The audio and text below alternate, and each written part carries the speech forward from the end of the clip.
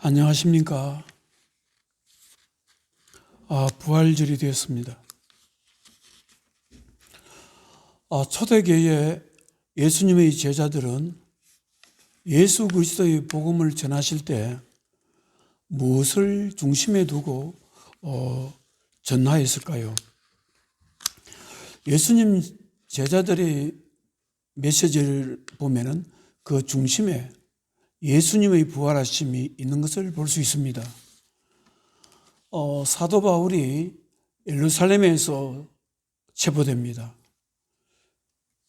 그래서 유대 총독 벨릭스 앞에 섰을 때 자신은 유대인들에게 체포된 이유를 말씀합니다.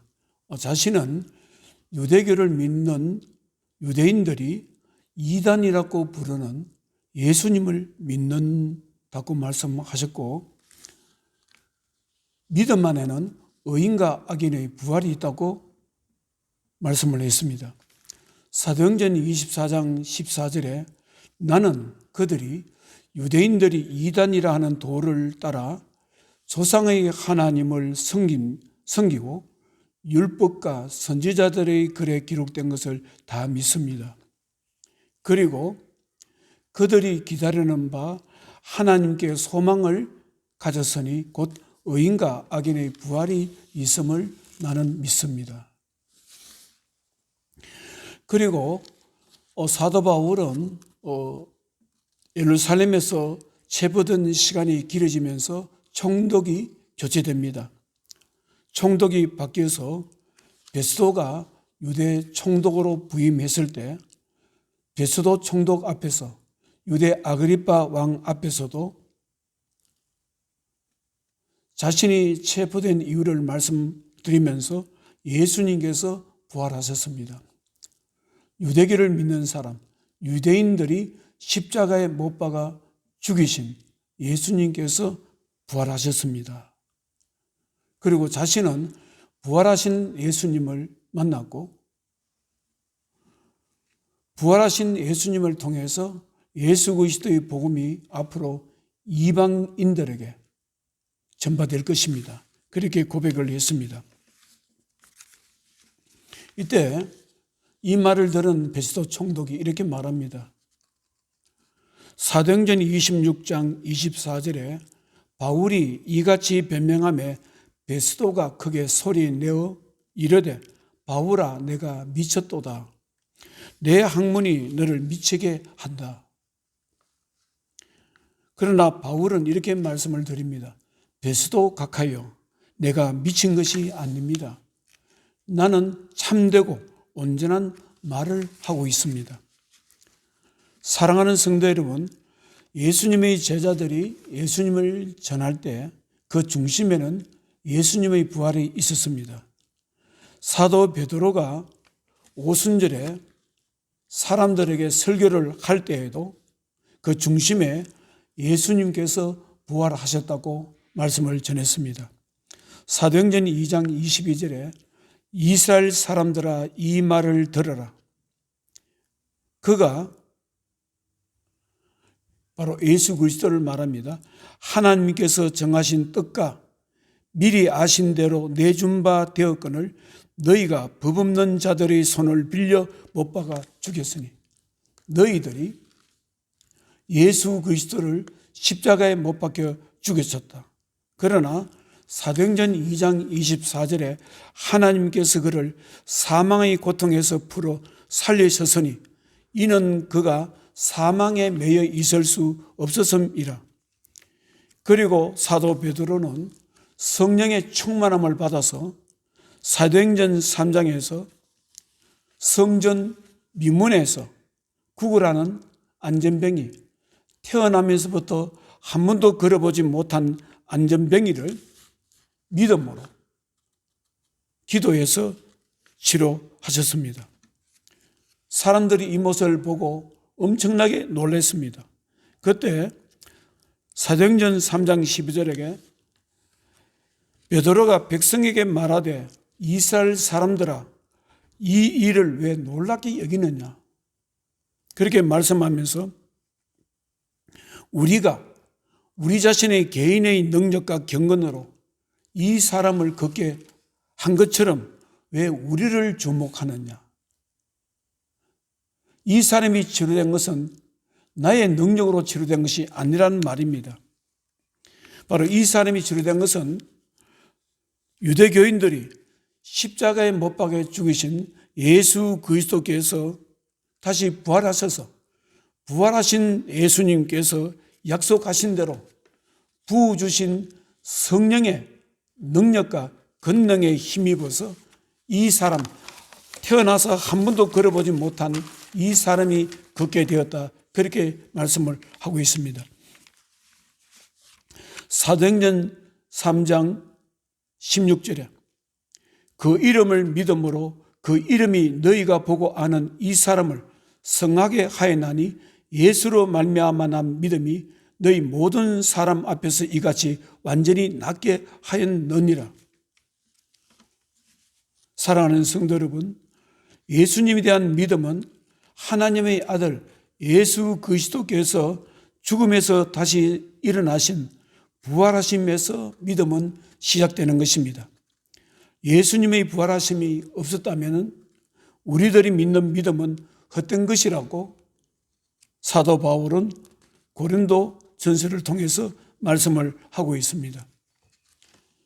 고린도 전서 15장 13절에 만일 죽은 자의 부활이 없으면 그리스도도 다시 살아나지 못하셨으리라. 그리스도께서 만일 다시 살아나지 못하셨으면 우리가 전파하는 것도 헛것이요 또 너희 믿음도 헛것이며 또 우리가 하나님이 거짓 정인으로 발견되리니 우리가 하나님이 그리스도를 다시 살리셨다고 증언하였습니다. 만일 죽은 자가 다시 살아나는 일이 없으면 하나님이 그리스도를 다시 살리지 아니하셨으리라. 그리고 사도 바울은 예수님의 부활하심은 예수님을 믿는 사람들을 의롭게 하시기 위해서 죽으시고 다시 살아나셨다. 부활하셨다. 그렇게 말씀을 하고 있습니다. 로마서 8장의 사도 바울은 하나님께서 십자가에 죽으시고 부활하신 것은 바로 예수님을 믿는 사람을 의롭게 하시기 위해서 죽으셨고 부활하셨다. 그렇게 말씀하셨습니다. 로마서 8장 33절에 누가 능히 하나님께서 택하신 자들을 고발하리요. 어렵다 하시는 이런 하나님이시니 여러분들은 하나님께서 예수 믿는 사람들을 어렵게 하신다는 말씀에는 어떤 뜻이 들어있는 줄 아십니까? 어렵게 하신다는 뜻 속에는 많은 것이 들어있습니다. 어렵다 하심 속에는 하나님께서 예수를 믿는 사람, 하나님의 자녀를 사랑하신다는 뜻이 그 속에 들어있습니다. 그리고 어렵다 하심 속에는 하나님께서 우리를 지켜주신다는 뜻도 들어있습니다. 시편 5편 12절에 여호와여 주는 의인에게 복을 주시고 방패로 함같이 은혜로 그를 호위하시리이다. 어렵다 하시면 하나님께서 의인을 복을 주시고 지켜주신다는 것을 말씀하고 있습니다. 그리고 어렵다 하는 그 속에는 하나님께서 사랑하는 자녀들의 마음속에 일어나는 삶에서 일어나는 고민과 아픔과 문제들을 하나님께 아랠 때 그 말씀을 귀담아 들으신다. 그런 뜻이 있습니다. 베드로전서 3장 12절에 주의 눈은 의인을 향하시고 그의 귀는 의인의 강구에 기울이시되 주님의 눈은 하나님 백성들을 바라보시고 주님의 귀는 성도들의 강구하는 소리에 귀를 기울이신다 말씀합니다. 바로 하나님께서는 우리를 어렵게 하시기 위해서 우리를 지켜주시고 우리를 축복하시고 우리의 고민을 들으시기 위해서 예수님께서는 십자가에 못 박혀 죽으시고 다시 살아나신 것입니다. 로마서 8장 32절에 자기 아들을 아끼지 아니하시고 우리 모든 사람을 위하여 내주시니가 어찌 그 아들과 함께 모든 것을 우리에게 주시지 아니하겠느냐. 우리를 어렵게 하시기 위해서 십자가에 죽으시고 다시 살아나신 예수님, 그 예수님 독생자 아들을 아낌없이 우리에게 내주신 하나님의 사랑을 여러분들은 살면서 경험하고 있습니까? 저는 성경 말씀 전체 중에서 제가 가장 좋아하는 성경 말씀이 있습니다. 그것은 요한일서 4장 8절 말씀입니다. 하나님은 사랑이십니다. 저는 성경 창세기에서 요한계시록까지 그 수많은 말씀 중에서 저는 이 말씀을 가장 좋아하고 사랑합니다. 요한일서 4장 9절에 하나님의 사랑이 우리에게 이렇게 나타난 바 되었으니 하나님이 자기의 독생자를 세상에 보내심은 그로 말미암아 우리를 살리려 하심이라. 우리를 살리기 위해서 하나님께서는 품에 있는 독생자 아들을, 그의 생명을 우리에게 주셨다고 말씀합니다. 제가 존경하는 목사님, 이승장 목사님이라는 분이 계십니다. 이분은 만년 청년이다. 지금 80을 연세에 이분은 보면 늘 청년같이 보입니다. 대학교 시절부터 대학생 성경 연구회 UBF에 서울의 지구의 책임자로 있으면서 대학생들에게 복음을 전하셨고, 나중에 기도 대학인회 ESF를 창립을 하시는데 일하셨던 분입니다. 대학생 선교의 원로 중에 원로이신 분입니다. 이분이 마침 지난 고난주간에 유튜브를 저에게 보내주셨습니다. 고난주간에 하시고 싶은 말씀을 전했는데 그것을 보내주셨습니다. 그 내용은 이런 내용이 있었습니다. 1977년도에 첫째 따님이 심장병으로 서울 세브란스 병원에서 수술을 하고 난 뒤에 열흘 후에 죽었다고 했습니다. 수술을 하고 피투성이가 된 딸을 품고 영안실에 걸어가면서 이런 생각을 해보았다 합니다. 사람은 남을 위해서 호의를 베풀 수 있지만 품에 있는 자신의 자녀, 생명과 같은 자식의 생명을 남을 위해서 줄 수는 없을 것이라는 생각을 하면서 하나님께서 우리들을 어렵게 하시기 위해서 자신의 품에 있는 하나밖에 없는 독생자 예수 그리스도의 생명을 내놓으셨다는 그 하나님의 사랑을 깊이 경험하는 시간이 있었다. 그런 말씀을 합니다. 사도 바울은 로마서에서 우리를 향한 하나님의 사랑이 어떠한 사랑인가를 말씀하시면서 하나님의 자녀들은 자신의 삶의 처지가 환경이 어떠할지라도 하나님의 사랑을 믿고 의지하고 사랑 안에서 살아야 된다고 말씀하고 있습니다. 로마서 8장 32절에 자기 아들을 아끼지 아니하시고 우리 모든 사람을 위하여 내주신 이가 어찌 그 아들과 함께 모든 것을 우리에게 주시지 아니하겠느냐. 로마서 8장 35절에 누가 우리를 그리스도의 사랑에서 끊으리요 환난이나 공고나 박해나 기근이나 적신이나 위험이나 칼이라. 사랑하는 성도 여러분, 예수 그리스도의 복음이라는 사람을 사랑하셔서 십자가에서 자신의 생명을 내어놓으셨고 사람들을 어렵게 하시기 위해서 죽음 가운데서 성령의 능력으로 다시 살아나셨다, 부활하셨다는 것이 바로 예수 그리스도의 복음입니다.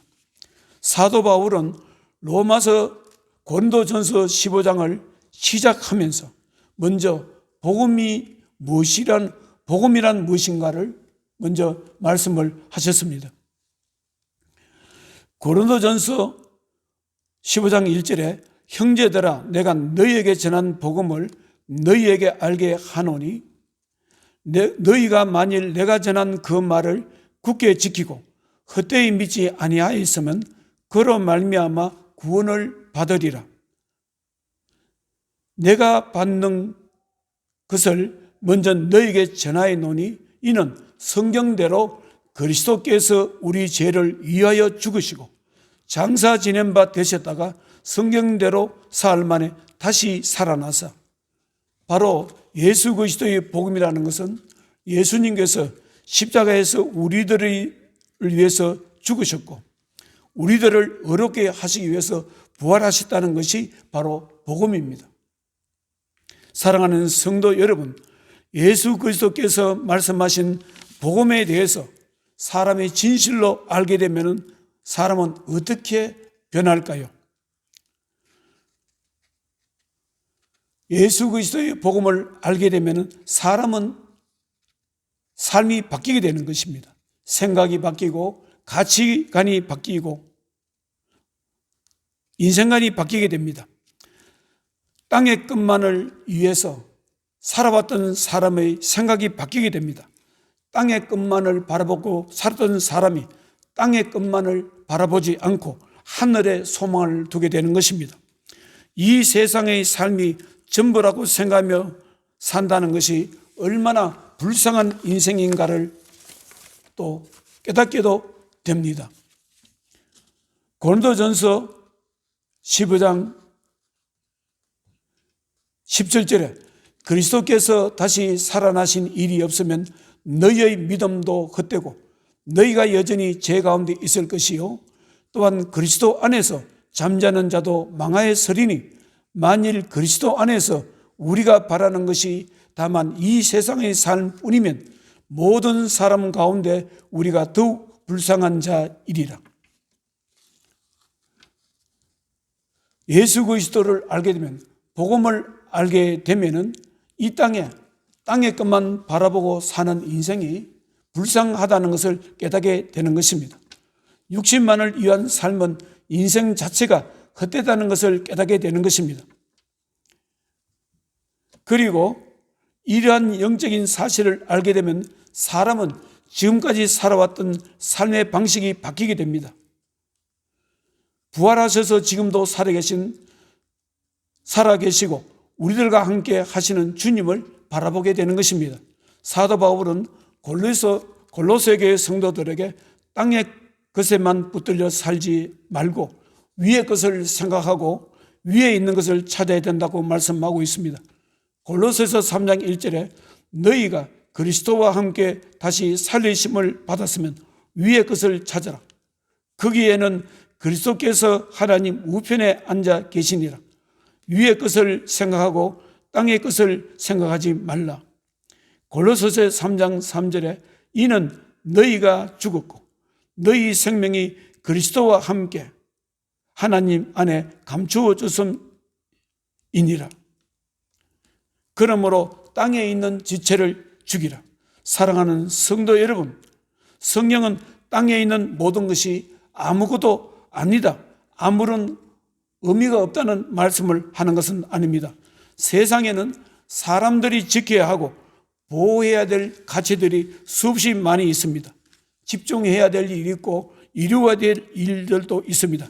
그러나 성령이 강조하는 것은 예수 안에 있는 하늘의 소망을 알고 찾고 붙들고 살아야 된다.